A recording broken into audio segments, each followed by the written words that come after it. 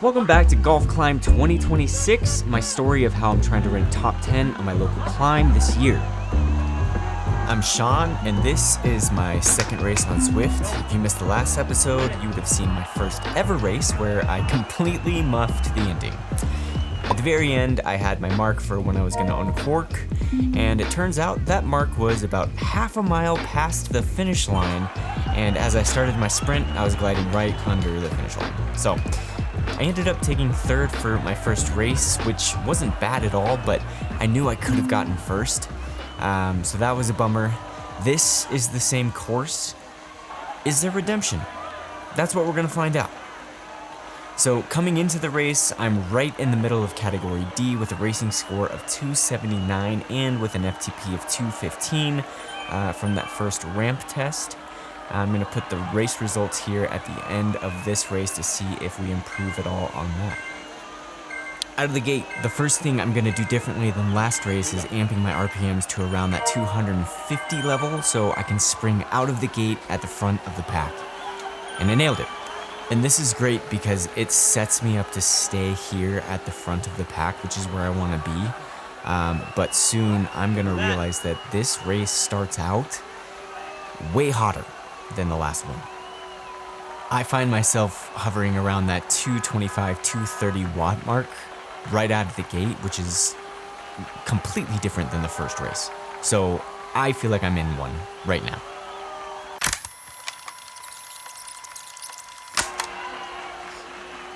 I understand a bit more about pacing at this point, and my goal is kind of the same as last time. Stick with the front of the pack, make sure nobody jumps too far off the front with a gap that I can't close.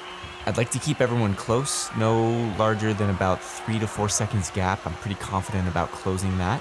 And this time I'm gonna be ready for the curves and ready for these early bits of the map where it's just easy to lose pace.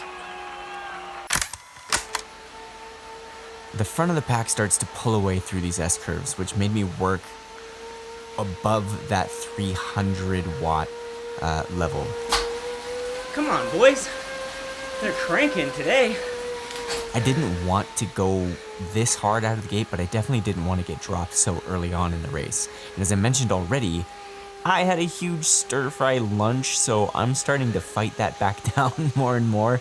Not fun. I tend to like doing workouts either fasted or close to fasted, and short 45-minute efforts like this still fall in that range for me where I can do the effort and still be fasted.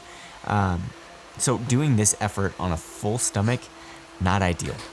Schedules sometimes mix up with the kids, so this is the best that we can do for today, and I'm just gonna have to put up with it.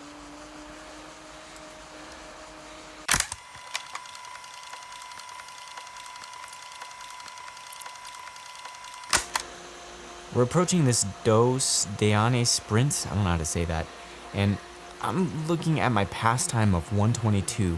So far, we've been keeping a higher pace than the last race, and we're only a quarter of the way through the map right now. So I'm contemplating if I should make an effort to beat my time or if I should just stay where I'm at, keep the pace that I'm going, and just ride this wave. I remember this is where folks in the last race attacked also, and I'm thinking these guys might try to do that here. So I'm just kind of holding on. There are a few small kicker inclines in this section, and I think part of the strategy for Zwift is to work hard on those to try and deplete everybody else's reserves that they might be keeping. And here's what I'm thinking, and correct me if I'm wrong, but the hitters in races try to take advantage of efforts like this because they know what they have in the tank. If they can perform a huge effort on small inclines like this, it creates a wave of panic through the slower folks like me in the pack and might intimidate them a bit to let off the gas. I'm thinking this is more of a mental thing than just a purely fitness thing, so I'm punching it. It seems like if you can hang through all of these different inclines, folks tend to chill out and recover on the flats, which makes sense. A bit of an attack here. I'm ready for that.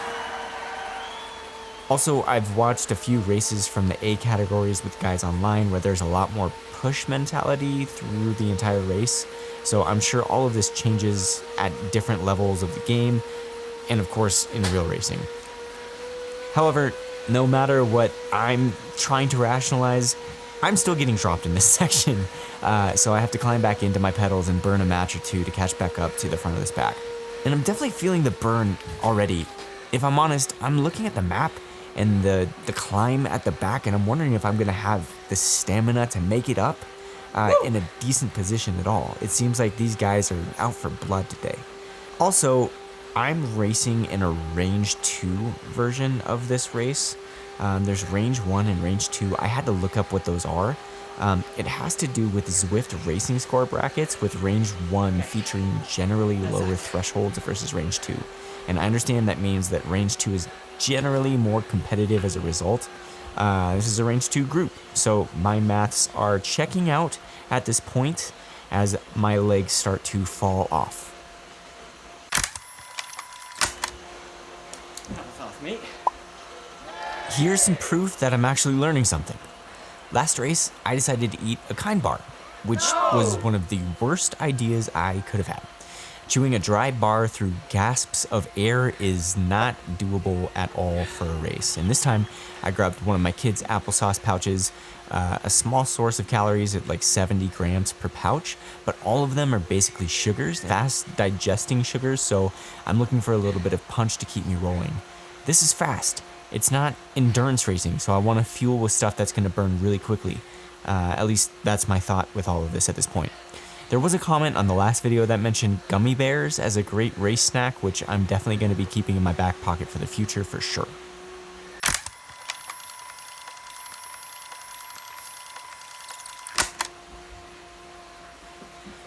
Bam! Midway through the race, I'm feeling okay. What started as a bang hasn't necessarily let up, but I think my legs have caught up to me and I've sustained the pressure and I've stayed relatively where I'd like to be.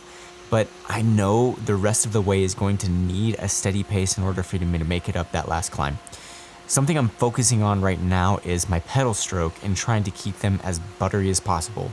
And what I understand is it's more of a forward back motion than it is an up and down. You push and pull simultaneously while keeping your power coming from low in the core and the glutes. I don't have the best feeling for that, to be honest. I'm so used to the hockey stance, which is still power from the lower body, but it's more of an upright posture, like a front squat, than biking. The biking position and form is very much different than what my body has been conditioned and trained to work under. So the activation in my legs and my glutes doesn't feel necessarily right, and it makes kind of all of this a little bit wonky sometimes. And my ankles, feet, calves, etc., I know there's a ton of stuff that I don't have technically correct on any of it. One big thing that I've noticed, and this is a bit of future Sean talking, is that warm-up and activation is really, really, really important for a good ride. Where naive me early on in riding, when I started last year, felt like I could get a sufficient warm-up on the bike for 10 minutes or so riding over the summer.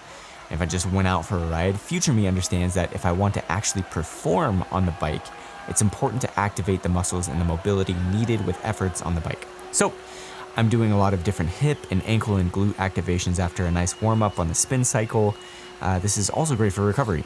It's true, as they say, you get older, stay on top of this stuff more than you're lifting PRs. I don't want to be 70 and walking around with a limp or a crusty back or something.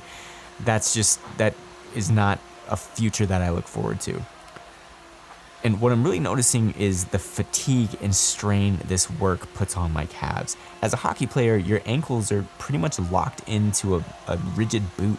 There isn't a ton of mobility in a hockey skate for your ankles to bend freely, and that impacts how much the calf and Achilles work. And because a ton of the power generates from the lower body, that power is reinforced through the Achilles with a stiffer skate. Therefore, there isn't a ton of work happening in those areas compared to, say, basketball or running, and what I'm seeing, cycling.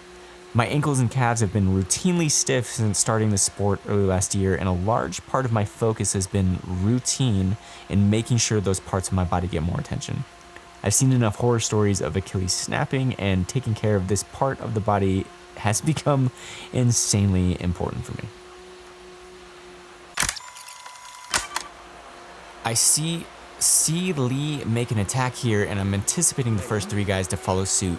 You can see Lee pushing 8 watts per kilo and the other guys amping it up, so I decided to activate my featherweight. I'm not interested in getting dropped, and my legs are balloons right now. But I just watched this guy peel off, and I'm wondering, man, am I gonna catch up to him? And then, wouldn't you know it, I hit a PR on the sprint. I've only done it twice, so it's not really that big of a deal. And I rolled another feather, which is actually the cooler part of this. And I'm always dicey if I'm going to keep it or try to use it because I know that I'm going to need it for the climb at the end. So I just decide to keep it tucked. And Weigman, Lee, and Raymond are still way off the front, so I'm just trying to hang on at this point. I know he's 6 seconds ahead. I feel like we're going to catch up here. So I just keep everything as steady as possible. And coming up through this next sprint, those guys continue to try and drop the pack.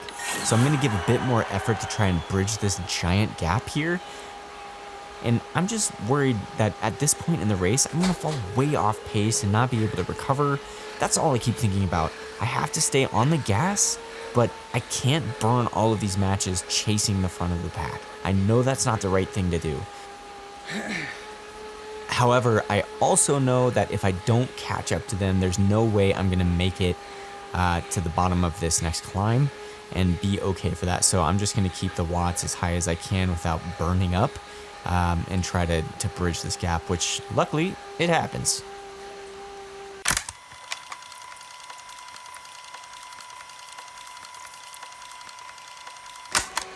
And then soon enough, we are here at the bottom of the climb. I know this climb.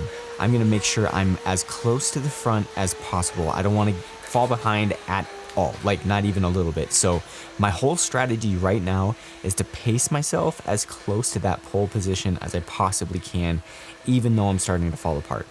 I know I can make up a gap of 2 to 3 seconds, or I think I can make up a gap of 2 to 3 seconds if someone tries to pull ahead. So I let M. Weigman take the lead and I try to pace myself.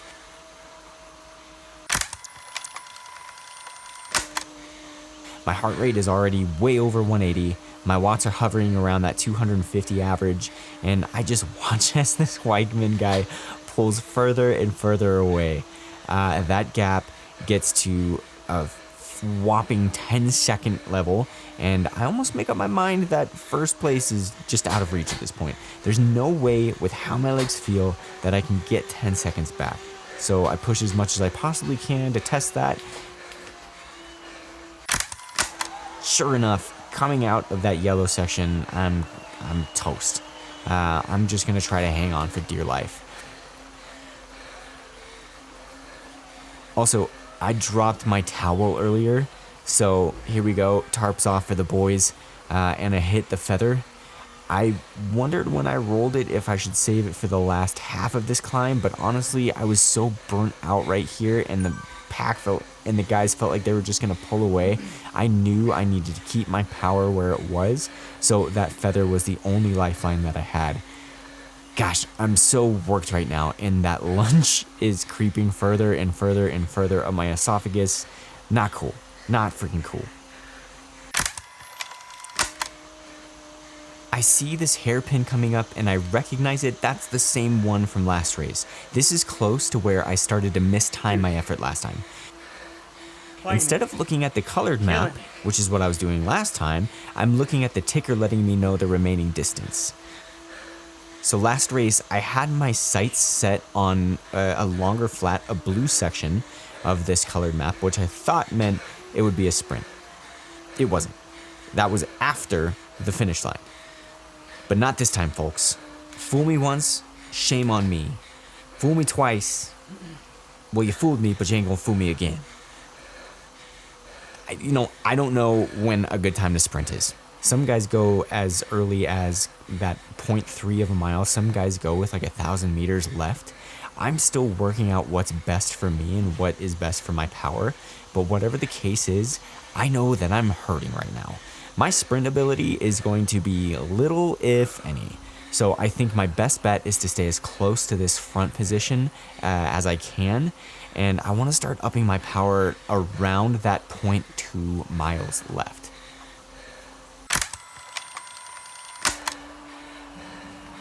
And here we go, we hit the cobbles and the guys start amping up. So my point 2 strategy flies completely out the window.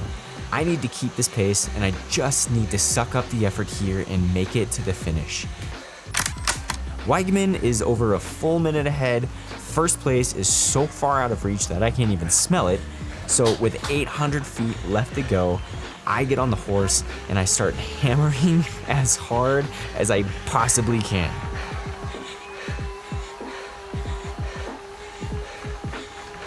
I'm getting excited, and there at the 400 feet, the Canadian blasts off like he has NOS in his bike.